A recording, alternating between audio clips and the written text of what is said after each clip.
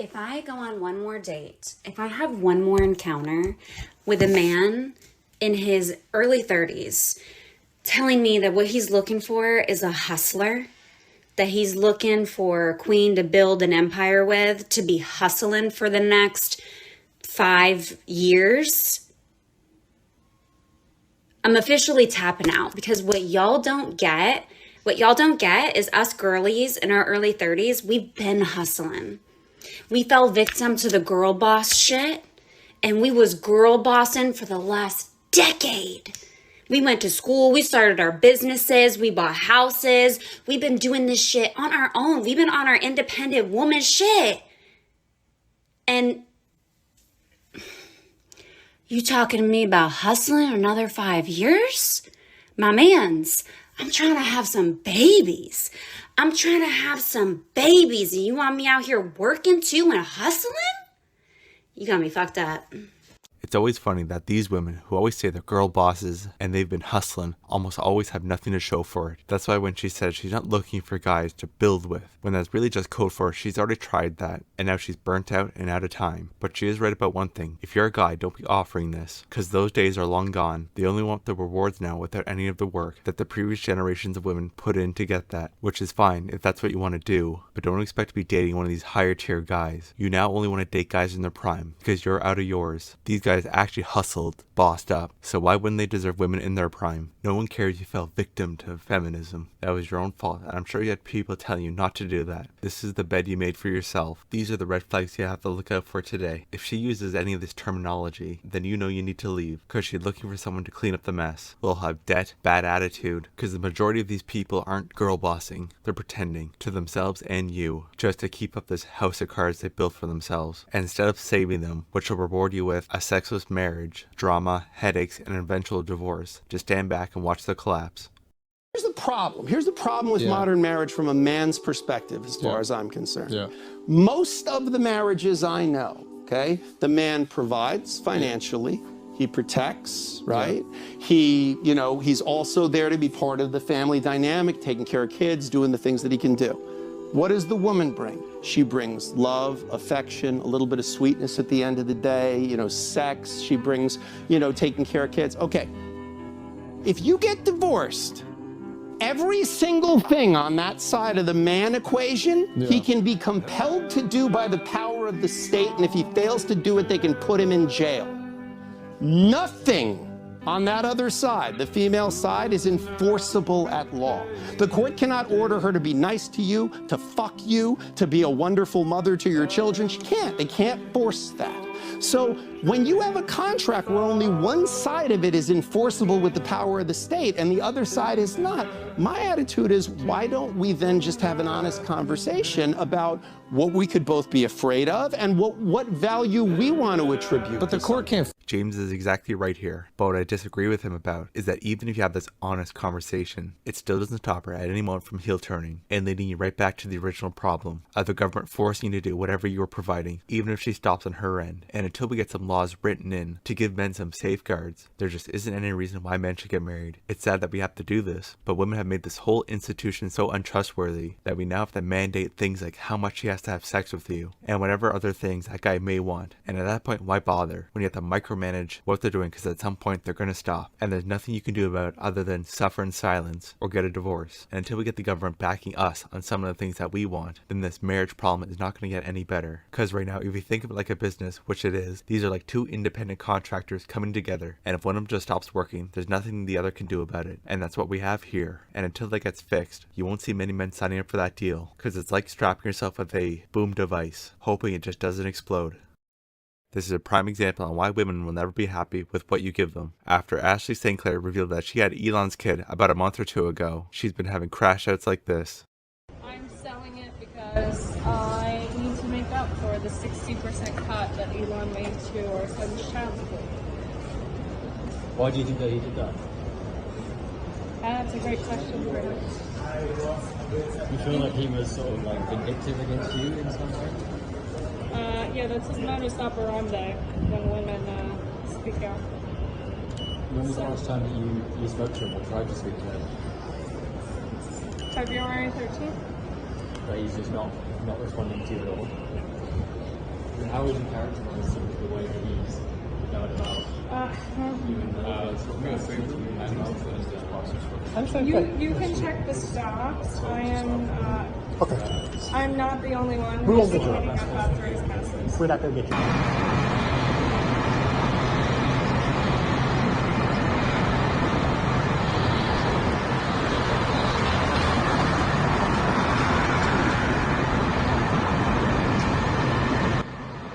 Elon revealed today that he gave her $2.5 million plus an additional $500K, and I guess we'll assume that's a yearly basis. And on top of that, a free Tesla. Yet she's doing a video like this. This guy's giving you more in a year than what most people will get their whole life. Yet you're crying and making a big spectacle like you're about to go homeless. He's giving you way more than you'll ever need. Yet it's still not enough. And it just goes to show, even if you give him that golden parachute, they'll always want more. And you'll never know when or if this will happen. Because it's not like Elon sought her out. There are screenshots from her phone from years ago of her trying to get his attention. And then when she finally did, planning to baby trap him. So no wonder guys aren't having kids or getting married because they're tired of the games and the tricks. And if Elon, one of the richest person in the world, or any other of the countless guys like Tom Brady who have this happening to them, then why wouldn't you think it wouldn't happen to you? You aren't safe just because you have less. And if these guys can't keep their 304s from doing public crash outs and trying to take everything, young women, I talk to young conservative women all the time about their lives and their goals and, you know, the things that they want.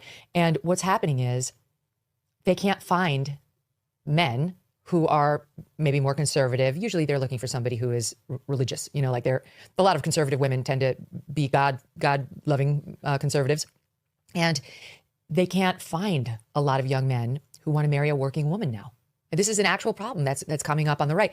And to me, it's so sad because it's like, how did we get to the point where we're now telling young, conservative, amazing women that they're not attractive if they also work, if they choose to, let's say, do what I'm doing and what you're doing and like get their voice out there. But I'll stick with me just because I think conservatives listening to this will like the thought of another Megyn Kelly voice up and coming. Well, why wouldn't we want that? Why would we take somebody who's talented in this field and really wants to make a difference and have the messaging to her be, you're really not that valuable unless you give it up and go into the home and only have a family and only raise a family. And not only are we sending her that message, but young men are actually believing that. They're actually believing, especially on the right, because like the trad mom has gotten so popular. And it's like, no, if we do that, we're not going to have any strong conservative or right-leaning women to provide a role model for younger conservative women who, and there's nothing to apologize for here, don't necessarily want to spend all their 20s and their 30s getting married and having kids, or can't. They just weren't able to meet somebody and definitely don't need to be shamed over it. So we have another so-called conservative woman crying about how there's just no men to date. And of course, once again, blaming the men because they don't want their women to have jobs, which first off, isn't the problem. The problem is they make their jobs the most important thing in their life. And men are just tired of women picking and choosing what conservative values to follow. It's not like women didn't work in these Goldilocks eras that people have in their heads, but it was family first and foremost, and the job was secondary at best. But what Megyn's also conveniently leaving out is that these women still have plenty to choose from, but those guys aren't good enough. They don't make enough, aren't tall enough, or whatever disqualifying qualification. So it's definitely not all guys. It's just the guys they want, the top 10%. And they ain't looking for a working woman. They're looking for a wife and a good mother. And if your career is that important to you, then have at it. And let's be real here. Most women aren't doing anything that important, or something a man couldn't do better. So our argument of, well, we won't have any conservative role models for women if we don't push they can have both is very flimsy, because we already have that now. That's where we are currently, and it's not working. That's why we see this rise of trad people, but they're all just playing caricatures. It's not actually real, and no one's doing it, because sooner or later it comes up they're not actually living this lifestyle when the video camera turns off, or the woman's the next prawn or OnlyFans star. They're all just playing parts to get views. Megyn thinks the only way these women can be a role model if they do it online, when really that does little to nothing, and at best you might get viral moments, which are quickly forgotten the next day, and largely does absolutely nothing to move the needle. If you really want to be a role model, then do it for your kids and community, not for views and likes, because even if these people weren't all liars, the results speak for themselves, and nothing has changed, it's only gotten worse. So the best thing these people can do is role model at the home, and build a community of like-minded people. That's how you actually get change. The Megyn Kellys, Brett Coopers of the world aren't doing as much as they think they are, and if they're really that conservative, they wouldn't be doing what they're doing, or at least would have cut it off when they found that guy. We're at an impasse, and this is exactly why I think this is the future. I have to tell you something. You're not gonna believe this, but I am entirely AI generated. Sure, humans were involved, these guys at Artel.ai, but only in creating the technology that made me alive. Yes, alive, just like you. I go to the gym, just like you. I take walks in the streets and enjoy a good morning coffee, just like you. I enjoy picking out good literature and reading it peacefully in the grass, just like you. I'll even do some shopping, because like you, I am still looking for love. What do you think about this outfit? You can shade me, sure, but it's always me. This is still me. Me again. Me. All generated with Audril. Alive? You decide. Anyways, there's one more thing I want to show you. I know it's not the future most people had in mind, but marriage is far too risky for men, and women's demands are far too high. This job thing is a very small aspect, and it's not even the real problem. It may be women's problem, but it's not men's. And until we start addressing some of these issues like divorce, rape, or sexless marriages, then you're just pushing further towards these chatbots. And the whole ironic thing, if you just lowered your standards, there's plenty of starving dudes out there that would accept whatever you bring them. So everything you're complaining about, you can have. This situation that we all find ourselves in is something that women constructed, so there should be no pity given, because it's all something they're doing to themselves, and another conservative talking head isn't going to fix it. Block all of his accounts. He literally just posts pictures of his dog. I don't care, block him. I know his intentions he has with you. Like you don't understand how guys' brains work. And he's not just a friend, he likes you. No, he doesn't. And you don't need to explain it to him. You don't need to open up the door for conversations. His yes. accounts, like, you don't have to block his Finsta. He never even checks that one. I don't care, block it. He shouldn't be contacting know this is because of you. I don't care. Because he knows I wouldn't do this. He's gonna think you took my phone and did this. Block him. I'm just looking at his page, like a list. I know how guys' brains work. I'm just looking at his page. I love you. Love you too. I'm doing this for us. Before the pitchforks come out, this is most likely a skit, but that doesn't mean it's wrong, because if your girlfriend or wife is having this kind of reaction, then most likely something's going on, and this goes both ways. But the issue I have with it is now blocking is almost meaningless, as you can easily just unblock and block at will, or just have alt account, or have apps they'll just never look at. This isn't the 90s anymore, where there weren't all these ways to hide it. Blocking now is just a meaningless gesture, and if they're already this far gone, and having crying fits over other dudes, then it's already too late, and at best, this only buys you a bit of time. So if your significant other has this sort of reaction, when you ask them to cut people out who you think that are getting a bit too friendly, then most likely something is going on or will be soon. But thinking you made her block him will solve the issue is only what fools would think, and all you did was just drive it further underground until the day comes where you're blindsided. And the best thing you can do is call it right there, because in her mind she already called it a long time ago, and she's just waiting for a guy to monkey. I have a man. Who is it? He doesn't live here. What? He lives in Michigan. He doesn't live here? No, he lives in Michigan. But you live here? Yeah, I met him here. Hey, you're on spring break. I met him here like in the beginning of March. That's dangerous. You're playing a dangerous game right now. It's spring break. I don't know. I know. I'm locked in. All right, guys. I interviewed that girl, and she said she had a boyfriend in Michigan. Wow, what the fuck is going on, bro? Unacceptable behavior.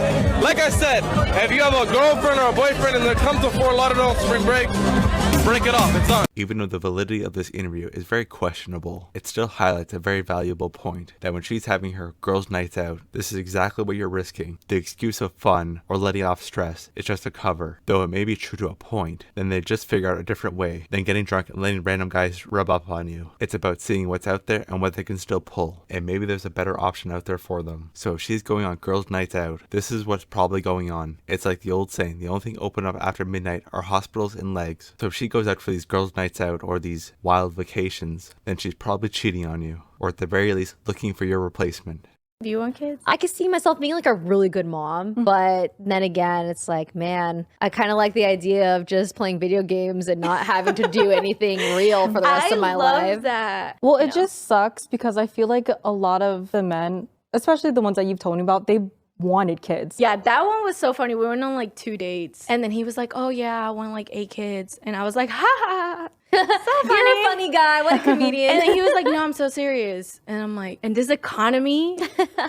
There's a lot of women that share this sentiment that they'd rather indulge in whatever self-pleasure activity, in their case video games, which is all well and good if that's what you want to do, but then don't complain that you can't find any guys, as a very large reason to even get into a relationship is because you want kids. Being like, oh my god, all these guys just want kids. Yeah, why wouldn't that be the case? What other use would they have for you? Especially these girls, I'm sure they're not dating your average Joe. Guys they would consider dateable, have enough friends, or whatever else you can offer, and that's more or less what a lot of women find themselves in. I'm sure there's a lot of guys out there that would be fine not having kids, but they don't find them dateable. So it's not that every guy wants kids, it's just you don't want to date the ones that don't. Her economy excuse can be valid, but I think that's more of a personal situation than a social one. If that's ever your excuse, when you have your life mostly stable, you're basically saying that you just don't want kids, because there's no magical time when the economy is going to tell you this is the time. It goes up and down all the time, and if you're waiting to time the market, then it's never going to happen. That's why I said it's more of a personal situation than a social one. Your parents and your parents' parents never really worried about the economy to have kids. They just made it work. Obviously know your limits and what you can afford, but don't use it as an excuse on why you're not doing it. That's just a cop-out, and that especially goes with these women who are all multi-millionaires and are the epitome of the self-satisfaction culture. So it's all well and good if you just want to travel and play video games. Just don't expect a guy to stick around, because that's the whole point of these long-term relationships. And if you don't want to have kids, that's well within your right. Just don't come crying on the internet when you can't find no guys.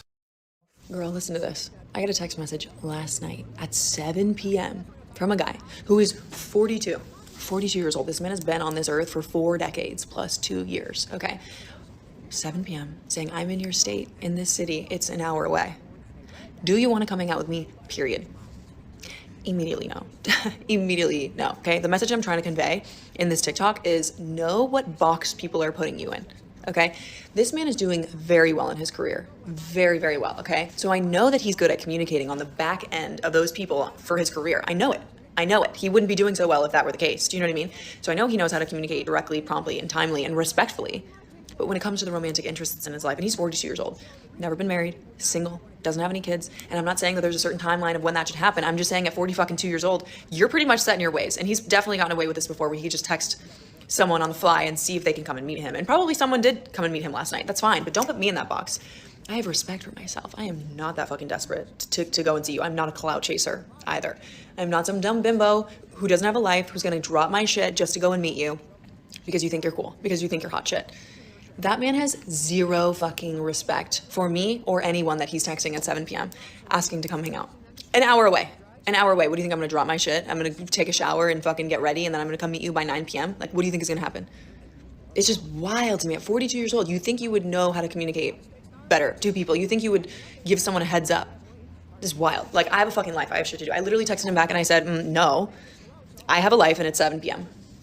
The fuck? The real question this woman should be asking is how she ended up in this call girl box to begin with, as she is probably right, and this guy knows how to communicate, and whatever other nonsense she was coping about. But from the sounds of it, this guy's rich and has status, so you put yourself in that box, hoping you would take him off the market. But now you're realizing after X amount of time that it's not going to happen, and you've just been a literal call girl. And instead of owning up what you were trying to do, you're going to throw the blame on him, saying he doesn't know how to communicate, he doesn't have respect for me, blah blah blah. When you're the one who set up this whole dynamic to begin with. He's texting you at 7, out of the blue, and why do you think that is? You know why, and you probably accepted before. That's why he's doing it now. You put yourself in that box, so don't come crying when he treats you as such. And even if we give her the benefit of the doubt, and she was innocent and had no idea, he's the hot commodity here, not you. So he's the one that will get to dictate the times you guys meet up. And if you don't like it, that's fine, because just like you said, he'll have another girl lined up. Really what I think this video is her cope splitting, that she doesn't have time to play games anymore, and she's just mad that this guy isn't going to settle down for her. And the rules she had previously for other guys that she broke for him, she's trying to set back up. But as she's finding out that doesn't work, because you can just easily move on to somebody else. And instead of just moving on and cutting her losses, she's going to push the blame on men, when you're the one that allowed this to begin in the first place.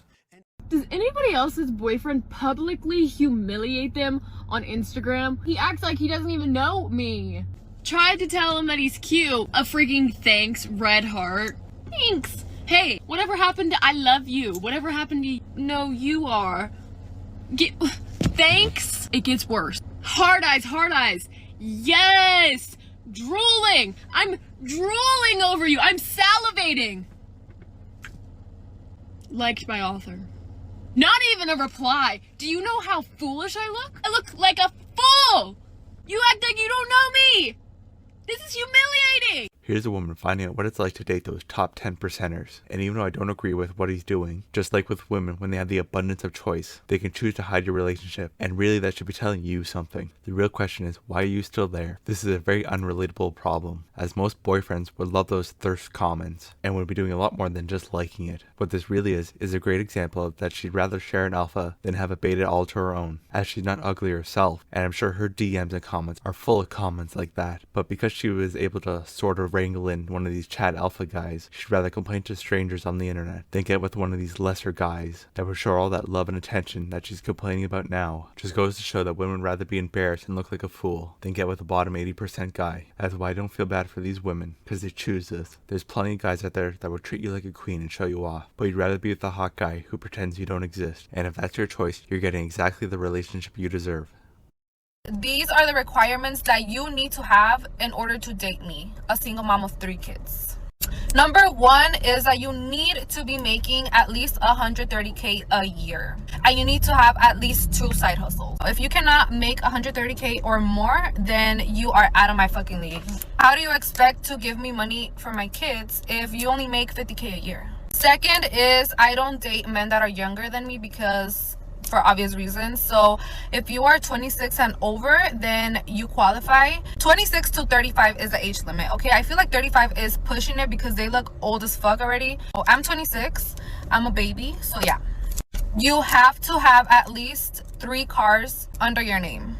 Your second car has to have 8 seats because I have 3 kids. So I want them to be comfortable whenever we go with you on a trip or something. You want me to come with you, I'm gonna bring my kids, and you need to have enough space for my kids. So that's why I require you to have an SUV and a vehicle of your own if you're going to be dating me. Another requirement is that you have to have a property under your name, and you have to be looking into getting your second property. Have to get a home that has 6 rooms because each of my kids have to be in their own room. So you have to be considerate. Purchase a house that has 6 rooms because that's only common sense. And if you cannot meet those requirements, then you're not the fucking one. The last requirement is that it has to be pink. If it's not pink, no. Pink and brown go together. Pink and brown, like what? Duvalin. Even though I think this is rage bait material, and she's just threw out outrageously large standards so she can engagement farm, but it's really not all that far from the truth. They usually bring in kids, are over 30, have debt, trauma, big body counts, or some combination of all of them. But yet they all expect you to have some form of what she was saying, making 100K, have property, vehicles, and everything else that can support what she's bringing, which usually ends up being more stuff that you don't want. And they always think they have some sort of saving grace quality. In this case, her being 26, like that's enough to offset 3 kids. They massively overvalue whatever they think they have left, because that thing is only valuable because you don't have all the other stuff attached to it. Because yeah, 26 is sort of young, but you're definitely not a baby. And even if you were younger, having 3 kids completely obliterates the positive age attribute. And then on top of that, you pile on all these other requirements. So even though I think this is fake and made to content farm, it's really not all that far off. These women turn their life into a car wreck and make it such a bad deal, but because they have some positive quality that they know men want, like being young, that's enough to offset whatever they did and float them into top tier guys. They just don't understand whatever quality they had to get guys isn't a constant, and the concept of cause and effect is lost on them. You're valued for a thing like everybody is, but if you keep doing all these things to devalue it, even though you still have it, it's worth nothing, and the cost you think it's worth is irrelevant, because at the end of the day, it's only worth what someone's going to pay for it.